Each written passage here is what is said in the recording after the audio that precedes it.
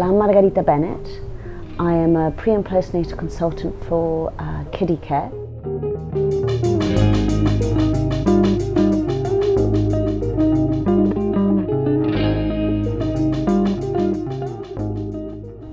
The common conditions that you can find postnatally are diastasis recti or recti, depending on who you speak to, which is basically the separation of the abdominal muscles. The way that I say to a lot of clients is, imagine a hot cross bun. You have your tummy muscles, you know, the equivalent of your six-pack. That's basically connective tissue. We all have that connective tissue. And as you get bigger and you basically cook, your hot cross bun expands. And sometimes that hot cross bun, once you give birth, doesn't return to how it should go, especially in the middle, in the linea alba, in the black line that you get when you're pregnant. And you need to work towards strengthening that connective tissue again. It is very normal. There is nothing wrong with diastasis recti, but it just depends on the amount of stretching that you have.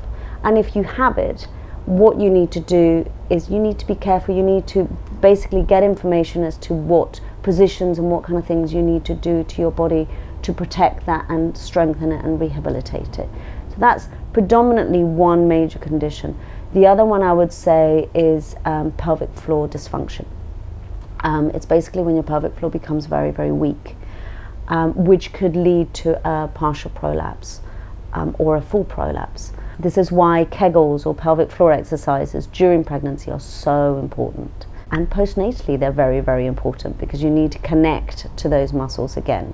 And one of the things that I notice when a lot of my clients come to me is that they stop looking at their tummy muscles, or they stop looking at their tummy as if it's their own. They see it as a baby, obviously, which is beautiful, but that causes your brain to disconnect muscularly to that area.